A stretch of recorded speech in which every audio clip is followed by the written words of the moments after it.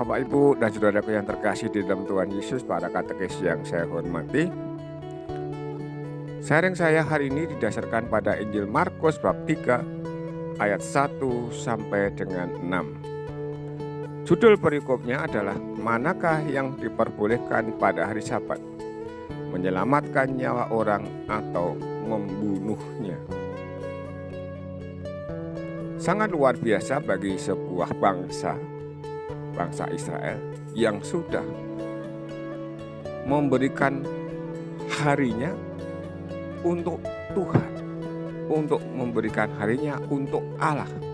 Satu hari, yaitu hari ke-7, yaitu hari Sabat.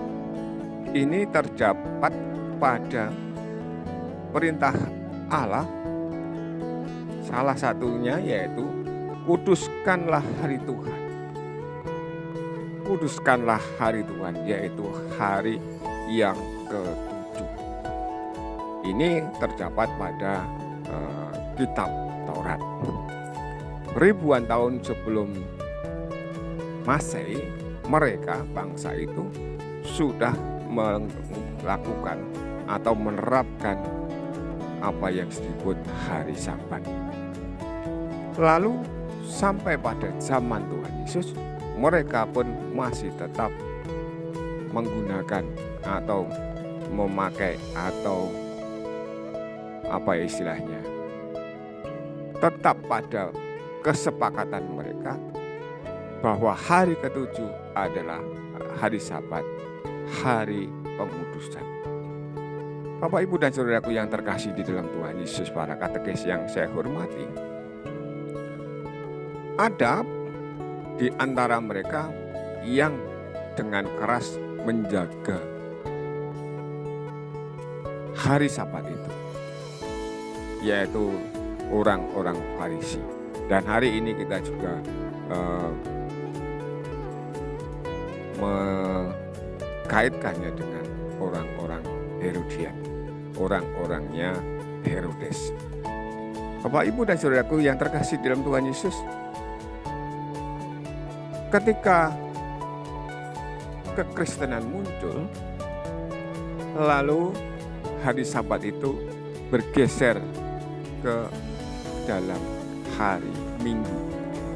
Hari Minggu, harinya Tuhan. Bukan hari ke-7, tetapi menjadi hari yang pertama. Kenapa? Karena kita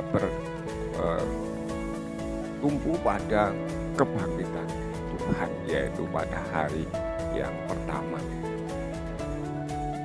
Bapak, Ibu, dan saudaraku yang terkasih dalam Tuhan Yesus, apa yang dikatakan Tuhan Yesus adalah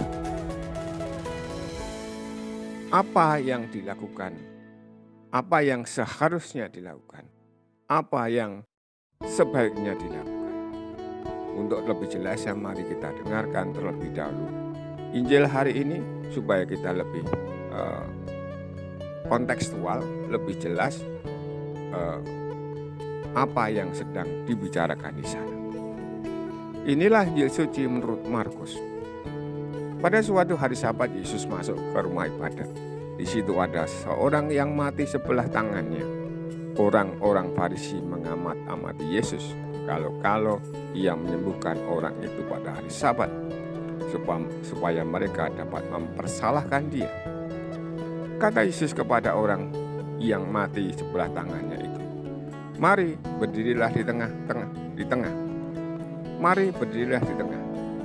Kemudian Yesus berkata kepada mereka, "Manakah yang diperbolehkan pada hari Sabat? Berbuat baik atau berbuat jahat? Menyelamatkan nyawa orang atau membunuh orang?" Tetapi mereka itu diam saja. Yesus jengkel karena kedegilan mereka. Dengan marah ia memandang sekeliling lalu berkata kepada orang tadi, "Ulurkanlah tanganmu." Ia pun mengulurkan tangannya, maka sembuhlah seketika. Lalu keluarlah orang-orang Farisi dan segera bersekongkol dengan orang-orang Herodian untuk membunuh dia. Demikianlah sabda Tuhan. Bapak, Ibu, dan saudaraku yang terkasih, para katekis yang saya hormati, ketika hari Minggu seringkali ada juga banyak kegiatan.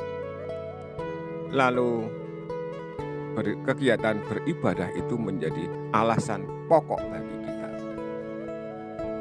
Misalnya saja ada kerja bakti, misalnya saja ada rewangan, misalnya saja ada kegiatan-kegiatan lain. Kalau kegiatan ingin kita lepaskan atau kita tidak mau ikut di sana, lalu kita punya alasan. Aku mau ke gereja, aku mau ibadah dulu. Nanti kalau sudah ke gereja baru saya ikut ke situ. Atau yang lain-lain. Lalu itu ibadah itu memang sepertinya menjadi prioritas. Tetapi itu hanya untuk supaya tidak ikut dalam kegiatan itu. Sekali lagi Tuhan Yesus tadi mengatakan, manakah yang diperbolehkan pada hari Sabat? Berbuat baik atau berbuat jahat? Manakah yang diperbolehkan pada hari Minggu? Kita semestinya menjelaskan kepada katekumen atau orang lain apa yang semestinya dilakukan pada hari Minggu.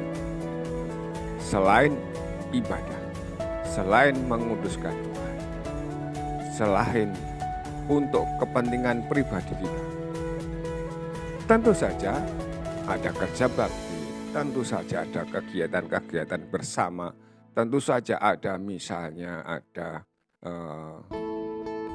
rekoleksi, ada wisata rohani, dan seterusnya yang berkaitan dengan orang lain, bukan berkaitan dengan pribadi saja. Lalu di sini dikatakan berbuat baik atau berbuat jahat.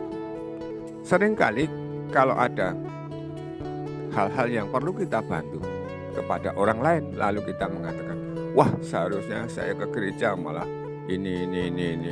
Seperti itu. Tuhan Yesus berbuat baik kepada orang yang mati sebelah tangannya. Tetapi orang-orang Farisi berbuat jahat dengan apa? Dengan melihat-lihat, mencari-cari kesalahannya. Apa kesalahan Tuhan Yesus dari dia membuat pekerjaan baik itu? Demikian pula kita juga seringkali orang sudah berbuat baik, tetapi kemudian kita mencari-cari kesalahannya. Dengan apa? Dengan misalnya, seharusnya kan bukan dia yang melakukan itu. Itu kan haknya ketua atau haknya si A atau si B. Bukan dia yang sepertinya yang harus mengerjakan itu. Atau bukan dia seharusnya yang memutuskan.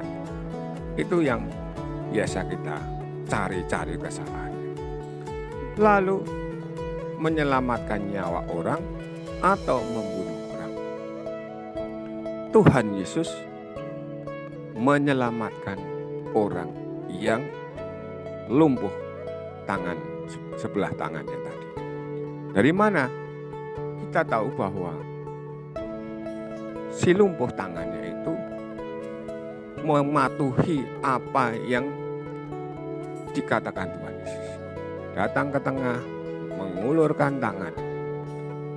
Dengan imannya, dengan ketaatannya, lalu berkembang menjadi dengan imannya, mengikuti apa yang dikatakan Tuhan Yesus.